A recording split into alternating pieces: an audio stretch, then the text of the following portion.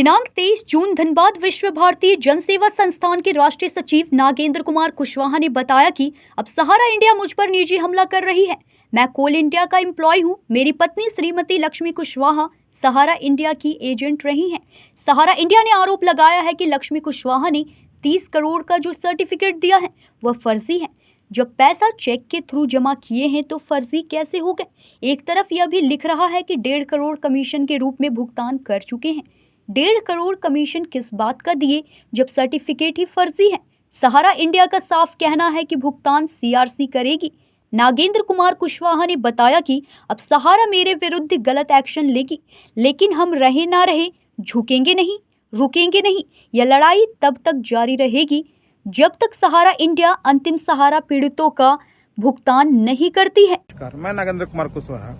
साथियों, आज आप देख पा रहे होंगे मेरे हाथ में बहुत सारे दस्तावेज हैं, लेटर हैं जो आज मुझे प्राप्त हुआ है। हम कोल इंडिया के एम्प्लॉइज हैं, ये सभी को पता है। सहारा इंडिया ने कोल इंडिया को मेरे नाम का एक कंप्लेन भेजा है कि नागेंद्र कुमार कुशवाहा की पत्नी श्रीमती लक्ष्मी कुशवाहा सहारा इंडिया में एजेंट के बतौर काम करती थी और नागेंद्र कुमार कुशवाहा कोल इंडिया के एम्प्लॉइज थे और उन्होंने गलत कन्वीनियंस करके लोगों का सहारा इंडिया से भुगतान नहीं मिलने के कारण केस करवा दिया, एनजीओ बना लिए। तमाम तरह का आरोप हम पर लगाए हैं। साथ ही साथ उन्होंने यह भी आरोप लगवाया है कि श्रीमती लक्ष्मी कुशवाहा सहारा इंडिया में जो पैसा इन्वेस्टमेंट करवाई हैं वो लगभग 30 करोड़ रुपया जो है वो गलत सर्टिफिकेट जारी हो गया है और वो उस पर साइन मुहर जो लगा है वो सील मुहर वो खुद से बनाई है और वो सारा सर्टिफिकेट फर्जी है जो उन लोगों ने दिया है। साथियों, मैं इस संबंध में क्या कहूं? सहारा इंडिया से जो लोग भी लड़ने के लिए गए उनको सहारा इंडिया ने गलत तरीके से फंसा करके उनका जिंदगी तबाह कर दिया और बर्बाद कर दिया। लगता है कि अगली कतार मेरा ही लिखा हुआ है कि या तो हम मरेंगे इस लड़ाई में या कटेंगे या इस लड़ाई को जीतेंगे। साथियों, मैं ये कहना चाहता हूं कि जो भी पैसे मेरी पत्नी के द्वारा सहारा इंडिया में जमा करवाए गए थे, मैक्सिमम चेक से किया गया था वो इन्वेस्टमेंट, चेक से, जिसमें सहारा सोसाइटी एंड सहारा इंडिया के अकाउंट में चेक से पैसा दिया गया था। वो फर्जी कैसे हो सकता है? उसके बाद जो भी सर्टिफिकेट जारी हुए ब्रांचों से, उसमें सिग्नेचर और मुहर वहां का मैनेजर का था।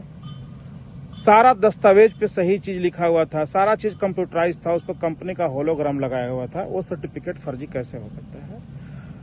ये लोग मुझ पर बहुत तरह का आरोप आक्षेप लगाए हैं क्योंकि मैं सहारा इंडिया से लड़ रहा हूं।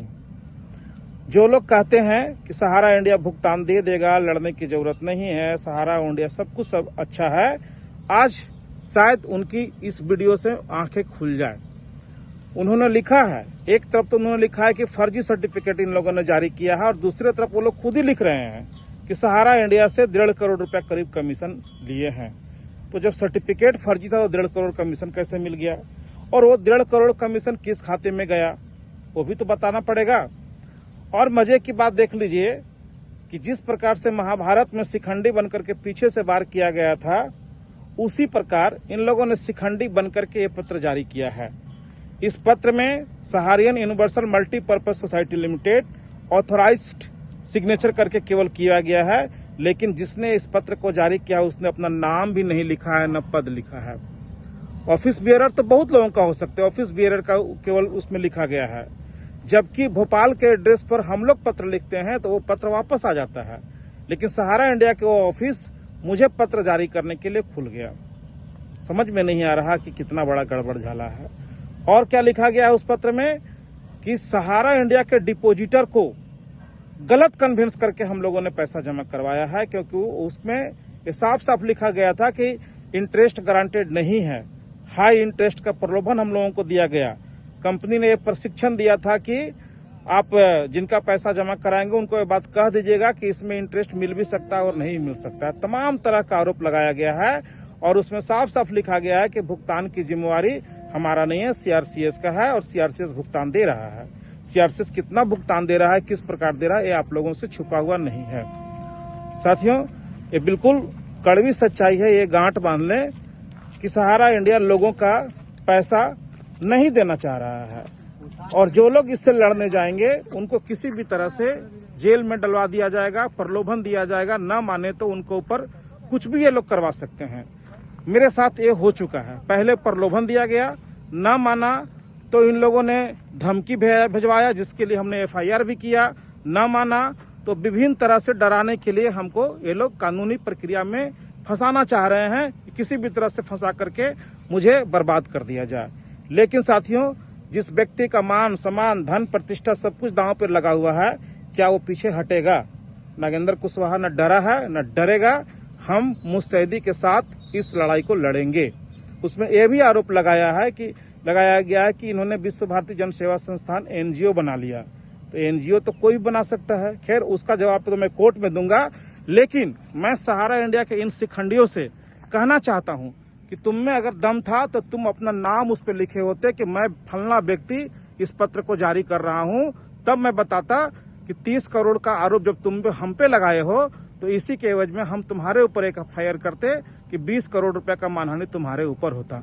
दम है तो वो शिखंडी बाहर आओ और अपना नाम बताओ कि तुमने कौन वो आदमी है जिसने किस केस को किया है। साथियों, अभी भी लोग संभल जाएं। मैं बार बार कह रहा हूं, हम रहें या न रहें, सहारा इंडिया मुझे जाल में फंसा के जेल में पहुंचा दे या मुझे मरवा दे या कुछ भी करवा दे, लेकिन इस लड़ाई को अब रुकने नहीं देना है। अगर एक नागेंद्र कुशवाहा कुर्बान हो गया और लोग भी कुर्बान हो गए, बाकी लोग इस लड़ाई को आगे बढ़ाने के लिए आइए। ये छोटी लड़ाई नहीं है।